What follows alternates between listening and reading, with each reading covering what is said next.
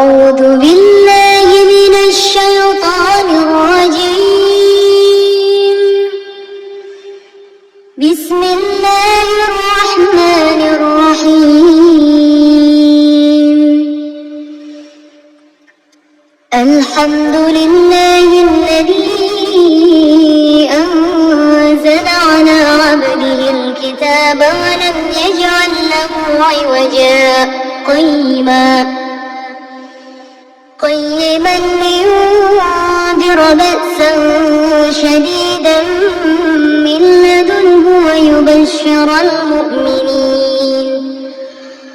ويبشر المؤمنين الذين يعملون الصالحات أن لهم أجرا حسنا ماكثين فيه أبدا، وينذر الذين قالوا اتخذ الله ولدا ما لهم به من علم ولا لآبائهم. كبرت كلمة تخرج من أفواههم إن يقولون إلا كذبا، فلعلك باخع نفسك على آثارهم إن لم يؤمنوا بهذا الحديث أسفا. إنا جعلنا ما على الأرض زينة لها لنبلوهم أيهم أحسن عملا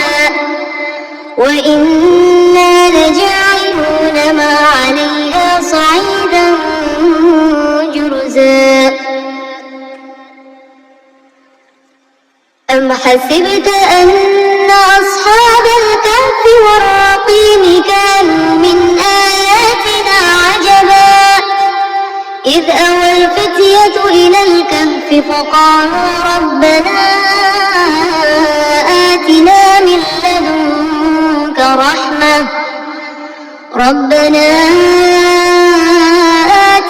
من لدنك رحمة وهيئ لنا من أمرنا رشدا. فضربنا على آذانهم في الكهف سنين عددا ثم بعثناهم لنعلم أي الحزبين أحصى لما لبثوا أمدا. نحن نقص عليك نبأهم بالحق إنهم فتية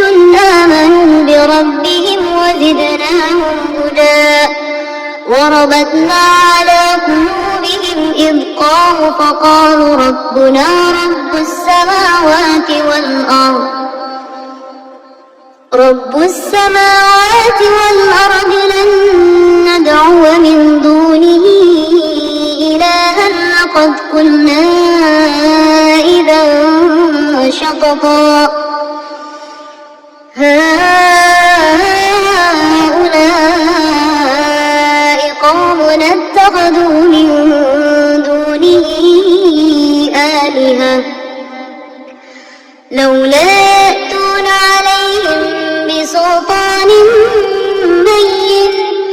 فمن أظلم ممن افترى على الله كذبا. وإذ اعتزلتموهم وما يعبدون إلا الله فأووا إلى الكهف ينشر لكم ربكم من رحمته ويهيئ لكم من أمركم مرفقا. وترى الشمس إذا طلعت تزاور عن كهفهم ذات اليمين وإذا غربت تقرضهم ذات الشمال وهم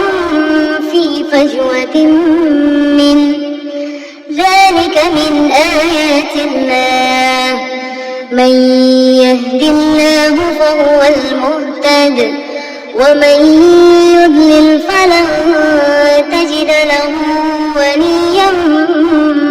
رشدا وتحسبهم أيقاظا وهم رقود ونقلبهم ذات اليمين وذات الشمال وكلبهم باسط ذراعيه بالوصيد لو اطلعت عليهم لوليت منهم فرارا ولملئت منهم رعبا وكذلك بعثناهم ليتساءلوا بينهم قال قائل منهم كم لبثتم قالوا لبثنا يوما أو بعض يوم قالوا ربكم أعلم بما لبثتم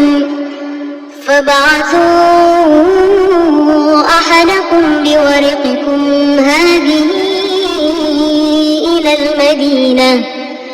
إلى المدينة فلينظر أيها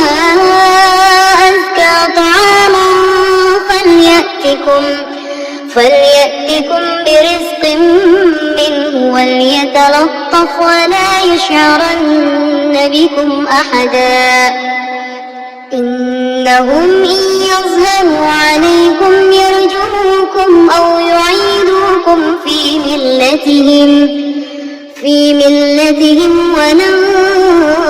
تفلحوا إذا أبدا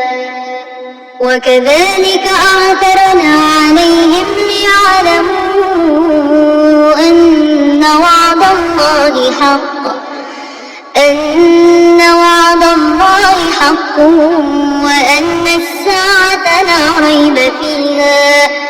إذ يتنازعون بينهم أمرهم فقالوا ابنوا عليهم بنيانا ربهم أعلم بهم قال الذين غلبوا على أمرهم لنتخذن عليهم مسجدا سيقولون ثلاثة رابعهم كلبهم ويقولون خمسة سادسهم كلبهم رجما بالغيب ويقولون سبعة وثامنهم كلبهم قل ربي أعلم بعدتهم ما يعلمهم إلا قليل فلا تمار فيهم إلا مراء ظاهرا ولا تستفت فيهم منهم أحدا ولا تقولن لشيء إني فاعل ذلك غدا إلا أن يشاء الله واذكر ربك إذا نسيت وقل عسى أن يهديني ربي لأقرب من هذا رشدا ولبثوا في كهفهم 300 سنين وازدادوا 9 قل الله أعلم بما لبثوا له غيب السماوات والأرض أبصر به وأسمع ما لهم من دونه من ولي ولا يشرك في حكمه أحدا واتل ما أوحي إليك من كتاب ربك لا مبدل لكلماته ولن تجد من دونه ملتحدا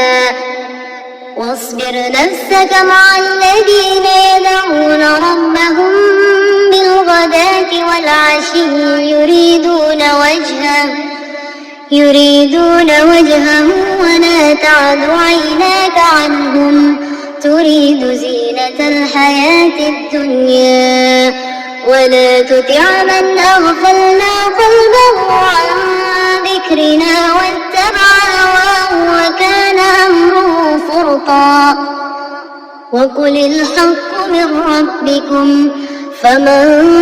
شاء فليؤمن ومن شاء فليكفر إنا أعتدنا للظالمين نارا أحاط بهم سرادقها وإن يستغيثوا يغاثوا بماء كالمهل يشوي الوجوه بئس الشراب وساءت مرتفقا إن الذين آمنوا وعملوا الصالحات إنا لا نضيع أجر من أحسن عملا أولئك لهم جنات عدن تجري من تحتهم الأنهار يحلون فيها من أساور من ذهب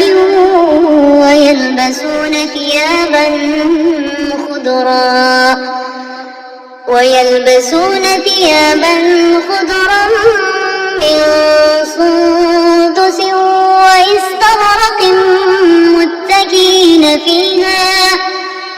وإستبرق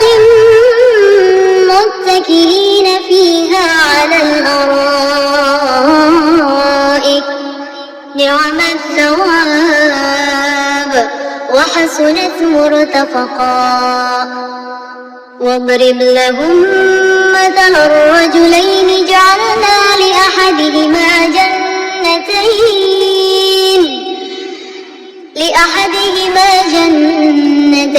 من أعناب وحففناهما بنخل وجعلنا بينهما زرعا كلتا الجنتين آتت أكلها ولم تظلم منه شيئا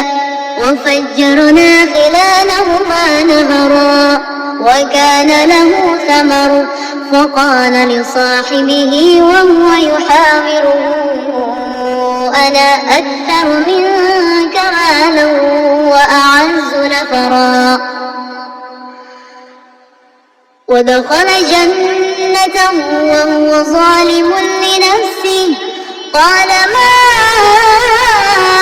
أظن أن تبيد هذه أبدا وما أظن الساعة قائمة ولئن رددت إلى ربي لأجدن خيرا منها منقلبا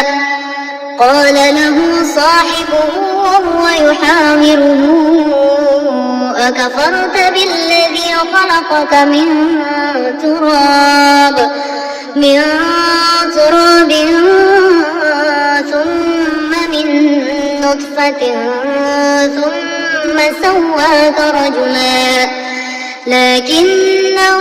الله ربي ولا أشرك بربي أحدا ولولا إذ دخلت جنتك قلت ما شاء الله لا قوة إلا بالله إن ترني أنا أقل منك مالا وولدا فعسى ربي أن يؤتيني خيرا من جنتك ويرسل عليها حسبانا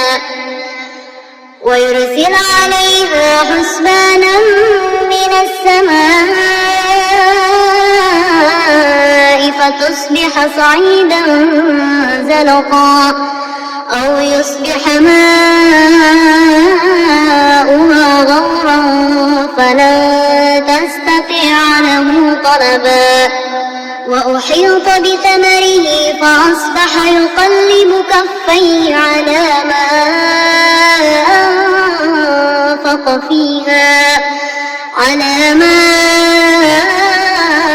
أنفق فيها وهي خاوية على عروشها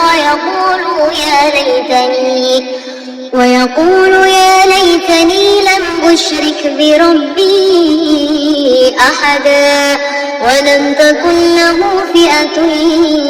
ينصرونه من دون الله وما كان منتصرا هنالك الولاية لله الحق هو خير ثوابا وخير عقبا واضرب لهم مثل الحياة الدنيا كماء إن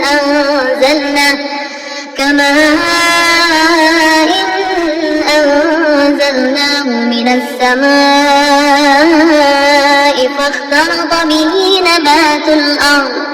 فاختلط به نبات الأرض فأصبح هشيما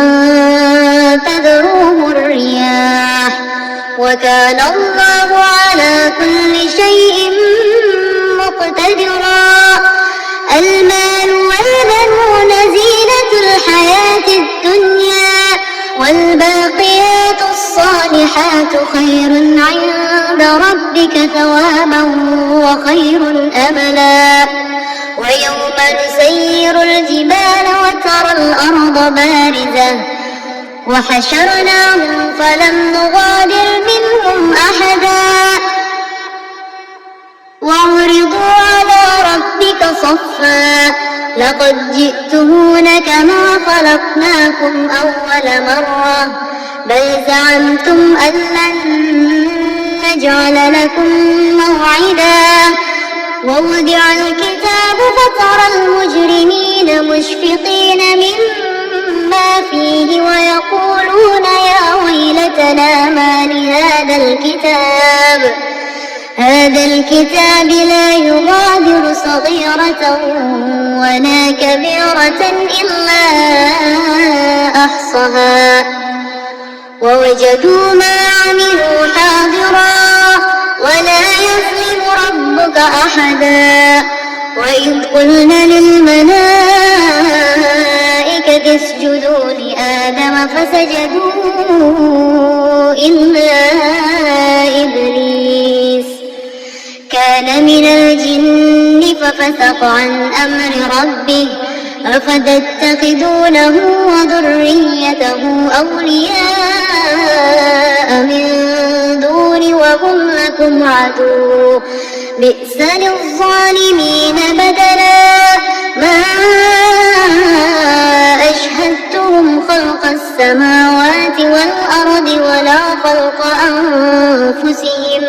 وما كنت متخذ المضلين عضدا ويوم يقول نادوا شركائي الذين زعمتم فدعوهم فلم يستجيبوا لهم وجعلنا بينهم موبقا ورأى المجرمون النار فظنوا أنهم مواقعوها ولم يجدوا عنها مصرفا ولقد صرفنا في هذا القرآن للناس من كل مثل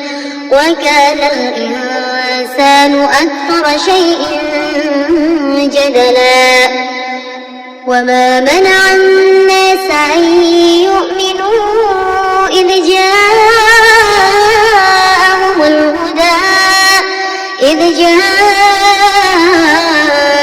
الهدى ويستغفروا ربهم إلا أن تأتيهم سنة الأولين أو يأتيهم العذاب قبلا وما نرسل المرسلين إلا مبشرين ويجادل الذين كفروا بالباطل ليدحضوا به الحق واتخذوا آياتي وما أنذروا هزوا ومن أظلم ممن ذكر بآيات ربه فأعرض عنها ونسي ما قدمت يداه إنا جعلنا على قلوبهم أكنة أن يفقهوا وفي آذانهم وقرا وإن تدعهم إلى الهدى فلن يهتدوا إذا أبدا وربك الغفور ذو الرحمة لو يؤاخذهم بما كسبوا لعجل لهم العذاب بل لهم موعد لن يجدوا من دونه موئلا وتلك القرى أهلكناهم لما ظلموا وجعلنا لمهلكهم موعدا وإذ قال موسى لفتاه لا أبرح حتى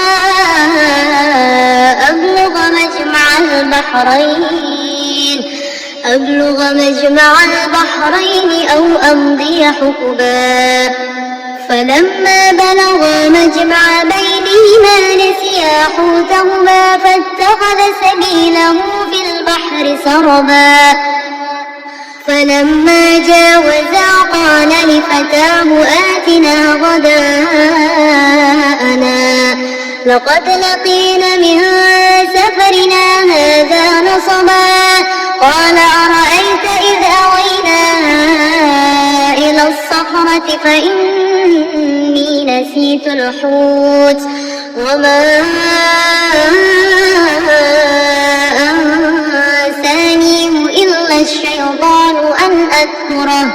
واتخذ سبيله في البحر عجبا قال ذلك ما كنا نبغ فارتدا على آثارهما قصصا فوجد عبدا من عبادنا آتيناه رحمة من عندنا وعلمناه من لدنا علما قال له موسى هل أتبعك على أن تعلمني مما علمت رشدا قال إنك لن تستطيع معي صبرا وكيف تصبر على ما لم تحط به خبرا قال ستجدني إن شاء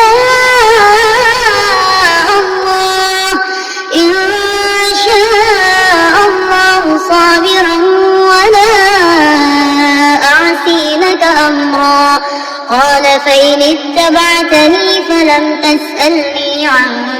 شيء حتى أحدث لك منه ذكرا فانطلقا حتى إذا ركبا في السفينة خرقها قال أخرقتها لتغرق أهلها لقد جئت شيئا إمرا قال ألم أقل إنك لن تستطيع معي صبرا قال لا تؤاخذني بما نسيت ولا ترهقني من أمر عسرا فانطلقا حتى إذا لقيا غلاما فقتله قال أقتلت نفسا زكية بغير نفس لقد جئت شيئا نكرا قال ألم أقل لك إنك لن تستطيع معي صبرا قال إن سألتك عن شيء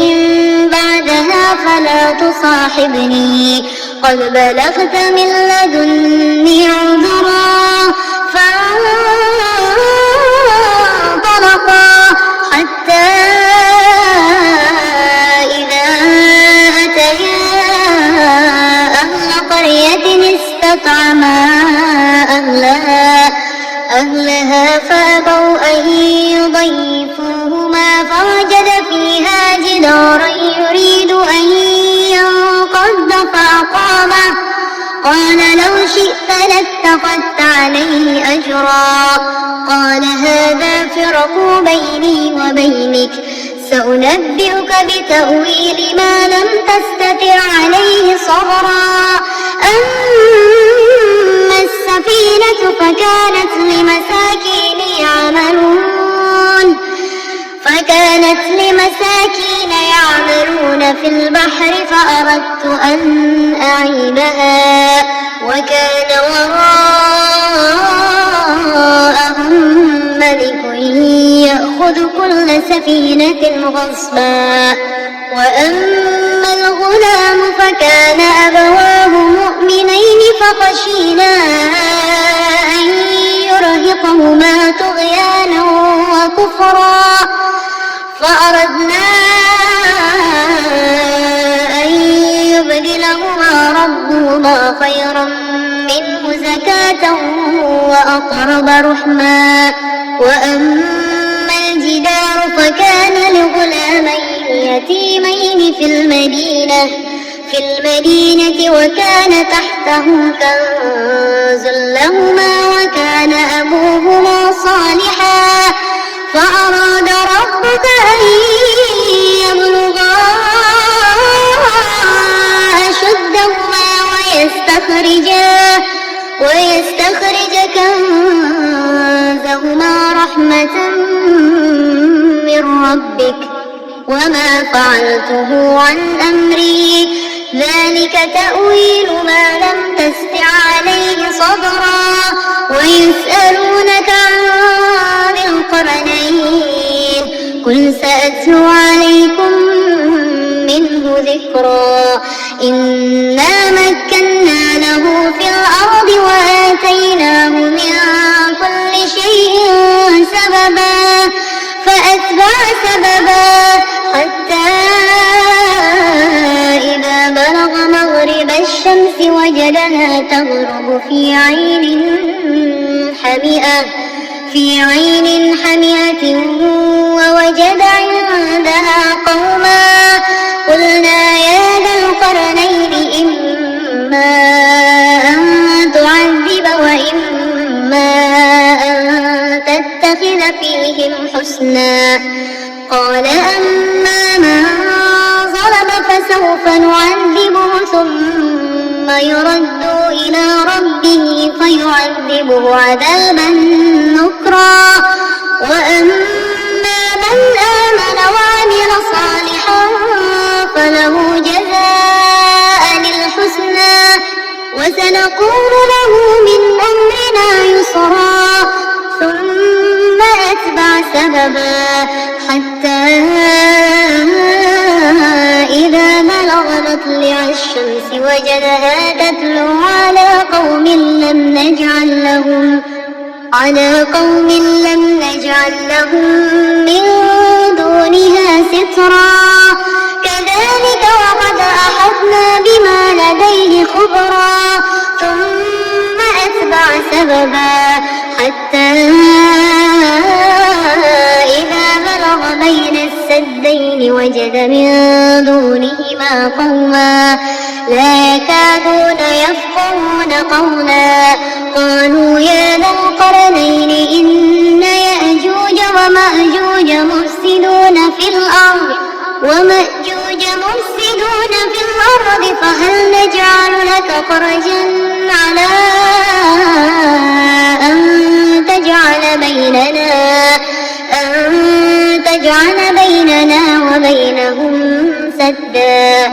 قال ما مكني فيه ربي خير فأعينوني بقوة أجعل بينكم بينكم وبينهم ردما آتوني زبر الحديد حتى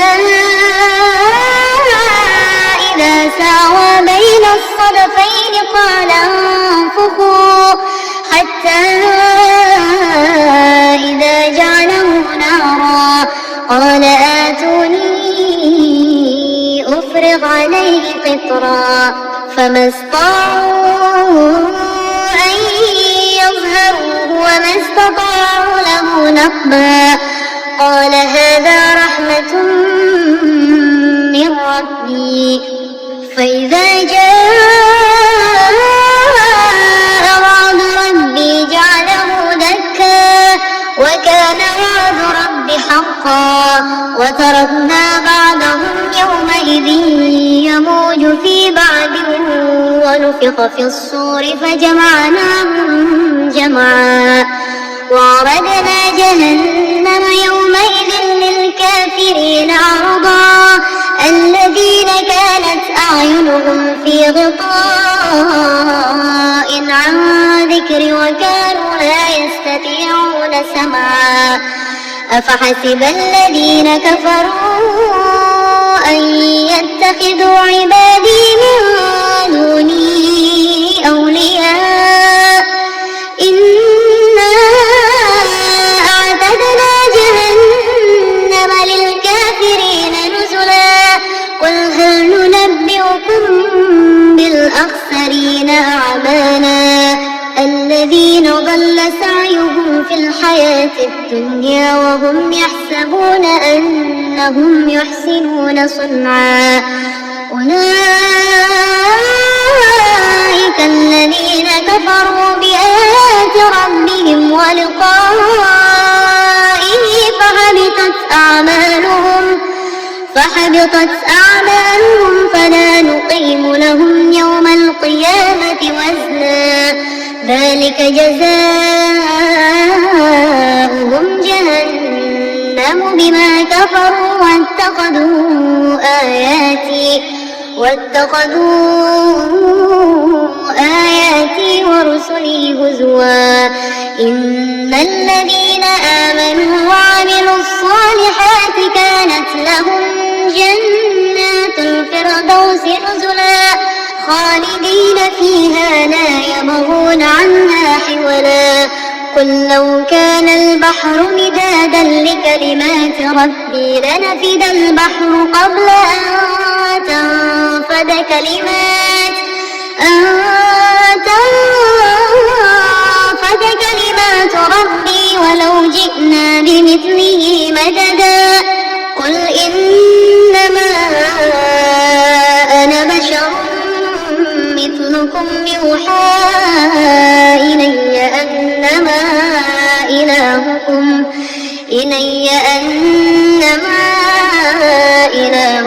إله واحد فمن كان يرجو لقاء ربه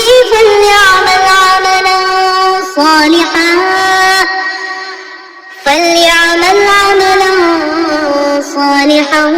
ولا يشرك بعبادة ربه أحدا صدق الله العظيم.